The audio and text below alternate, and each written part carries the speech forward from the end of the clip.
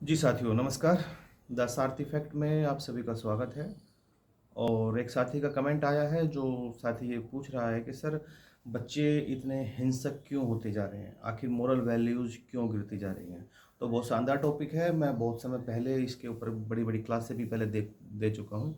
और जो बुक मैंने अपनी राइट की थी ब्रह्मास्त्र, उसका एक बहुत बड़ा टॉपिक इसी बात से रिलेटेड था कि आखिर यूथ को हो क्या रहा है? साथी ने मुझसे ये कहा कि सर बच्चे हिंसक क्यों होते जा रहे हैं? मैं आपसे ये कहना चाहूँगा कि आखिर हिंसक क्यों ना हो? आखिर उनकी मोरल वैल्यूज़ क्यों ना गिरें? मैं आपसे लगभग हर वीडियो में एक बात कहता हूँ कि हर व्यक्ति अपने माहौल का प्रोडक्ट होता है। जो व्यक्ति जिस माहौल में पल बढ़ रहा है, उसी के हिसाब से उसका माइंड सेट हो जाता है, वो उसी के हिसाब से अपनी ज़िंदगी को जीता है। अब आप ये देख के सोच के देखिए कि आपके जो बच्चे हैं, आपके जो यूथ है हमारा, वो देख क्या रहा है? वो सुन क्या रहा है? वो लगातार उसके दिमाग में कौन-सी चीज़ें डल रही हैं? आपको अगर मैं जानकारी के लिए बताऊँ कि एक बुक है शिव खेड़ा सर की, जीत आपकी। जीत आपकी बुक में सर ने लगभग आज से 25 साल पहले ये बहुत अच्छे तरीके से एक्सप्लेन कर दिया था कि एक बच्चा जब लगभग 15 से 18 साल के बीच का होता है ना, जब तक वो टीवी पे अखबारों में, अब तो खैर मोबाइल आ गया, उस समय जब बुक लिखी गई थी, जब मोबाइल, इंटरनेट वगैरह नहीं थे, तो वो टीवी के माध्यम से ही, अखबारों के माध्यम से ही कई हज़ार घटनाएँ सुन चुका होता है। टीवी के ऊपर धारावाहिकों में, मूवीज़ में कई हज़ार मर्डर देख चुका होता है, कई बैंक रॉबरीज़ देख चुका होता है, कई रेप के सीन जो है उनको देख चुका होता है, आपसी कलह देख चुका होता है, घरों के झगड़े देख चुका होता है, टीवी सीरियल्स के अंदर जो जो सास-बहू की जो लड़ाइयाँ हैं वो देख चुका होता है। और वो ये देख चुका होता है कि कैसे सावधान इंडिया, क्राइम पेट्रोल जैसी चीज़ों ने माइंड के अंदर, दिमाग के अंदर क्या-क्या चीज़ें उनके बना दी हैं। अब वो जो बच्चा है वो टीनेज का बच्चा है, वो व्हाइट पेपर है। उसके अंदर आप जो भी लिखोगे वो वही मान लेगा। आप जैसे हमारी एज में हो सकता है कि हमारे पास कोई इंसिडेंट हो तो हम उस पे थोड़ा-सा एनालाइज़ करें। उसको हम सोचें कि आखिर सही क्या है, गलत क्या है। लेकिन जो ब्लैंक पेपर है उसके ऊपर आप कुछ भी लिख दीजिए, वो उसी को मान लेगा। अब वो बच्चा लगातार वो चीज़ें देख रहा है जो उसने कभी देखी नहीं, सुनी नहीं, तो उसके अंदर वो चीज़ें रिएक्ट करती हैं। रिएक्ट करती हैं और उसका स्वभाव धीरे-धीरे वैसा होने लगता है। जहाँ तक कि मैंने आपको बताया था कि पेरेंट्स की ज़िम्मेवारी सिर्फ़ ये समझते हैं पेरेंट्स कि हमने अब बच्चे को स्कूल में डाल दिया, तो अब टोटल ज़िम्मेवारी स्कूल की हो गई। याद रखिएगा आपका बच्चा 70% आपके घर में रहता है।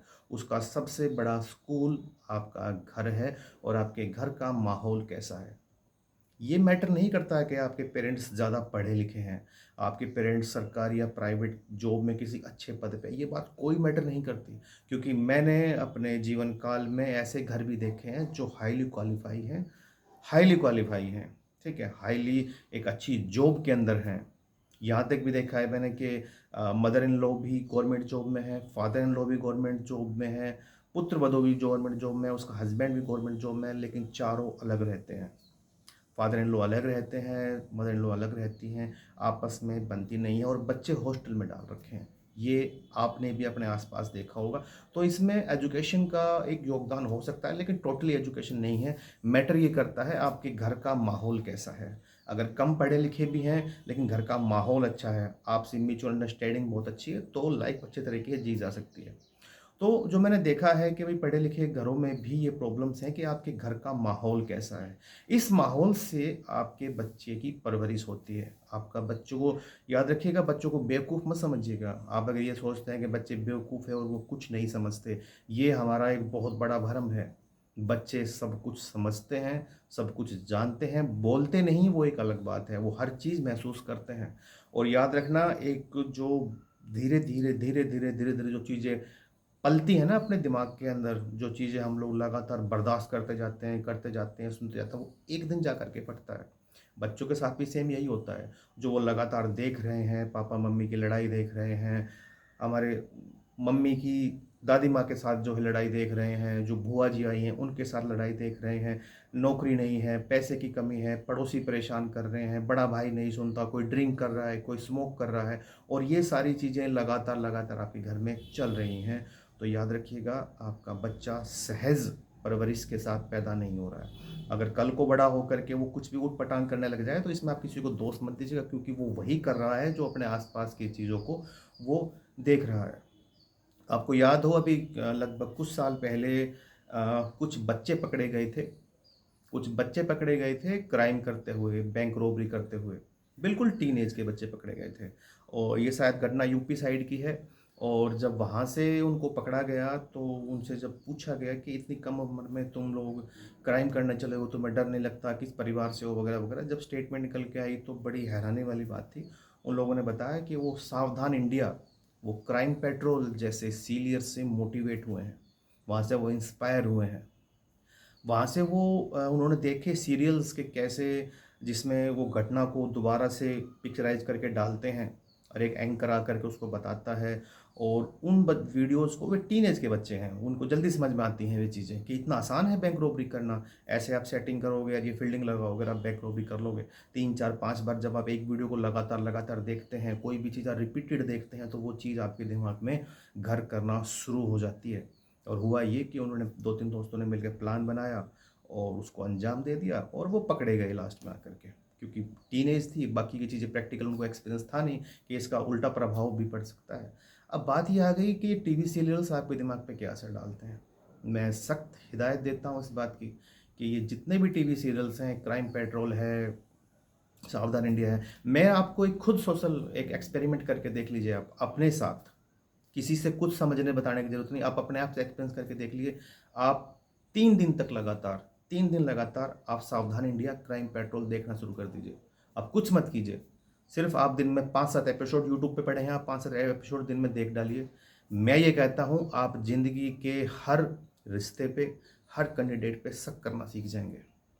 हर रिश्ते पे, चाहे वो कोई भी रिश्ता है आपका किसी के भी साथ, और हर व्यक्ति पे, हर बात के ऊपर आप शक करना सीख जाएंगे। हर जो एक्टिविटी आपके घर में हो रही है उस पे आप शक करना सीख जाएंगे, क्योंकि वो यही करना सिखा रहे हैं आपको। ठीक है, इसलिए बच्चे ज़्यादा उत्तेजित, ज़्यादा हिंसक हो रहे हैं, क्योंकि वो इन चीज़ों को लगातार देख रहे हैं। क्योंकि दोस्तों, नेगेटिविटी और पॉजिटिविटी दोनों के अलग अलग पॉइंट हैं, लेकिन यहाँ पे समझने वाली बात यह है कि नेगेटिविटी पॉजिटिविटी से कई गुना तेज़ी से फैलती है, और जो चीज़ नकारात्मक है उसको जल्दी पकड़ लेते हैं। पॉजिटिव को पकड़ने के लिए फिर कोई सिस्टम चाहिए। उस बात के अंदर जो सकारात्मक मैसेज है उसको पकड़ने के लिए कोई, फिर वही बात आएगी, मेंटर चाहिए जो उस चीज़ को समझा सके कि इसका मोरल क्या था और इस मोरल से हमारा क्या फ़ायदा हो सकता है। लेकिन ये बताने वाला कोई है ही नहीं। तो ये जो टॉपिक है हमारा, बच्चे क्यों हिंसक होते जा रहे हैं, हम इस टॉपिक के ऊपर कंटिन्यू चर्चा करते रहेंगे। ये हमारा पार्ट 1 है, जो कि बच्चे क्यों हिंसक होते जा रहे हैं और इसका समाधान क्या है। ये हमारा इसके बारे में पार्ट 1 है। मैं इसका जल्दी ही एक एक्सप्लेन करके पूरा वीडियो आपके लेके आ रहा हूँ कि आखिर ये कैसे पूरी तरीके से होता है और हम इसको कैसे रोक सकते हैं। तो इस वीडियो में इतना ही है। मैं आपको मिलता हूँ नेक्स्ट वीडियो के साथ, और ये बहुत इंपॉर्टेंट टॉपिक है। आप अपने परिवार को, अपने जो भी नियर डियर हैं उनके साथ आप इसको शेयर करें, और जो अगला वीडियो आएगा उसको आप पूरी तरीके से समझें। और अगर ऐसी कोई एक्टिविटी आपके घर में हो रही है, सबके घर में होती है, याद रखिएगा। अगर आप ये सोचते हो कि नहीं जी मेरे घर में ऐसा नहीं होगा, तो ये इम्पॉसिबल है, सबके घर में होती है। अगर हो रहा है तो आप उसको कंट्रोल कर सकते हैं। चैनल्स को सब्सक्राइब जरूर कीजिएगा। थैंक यू आप सभी साथियों का।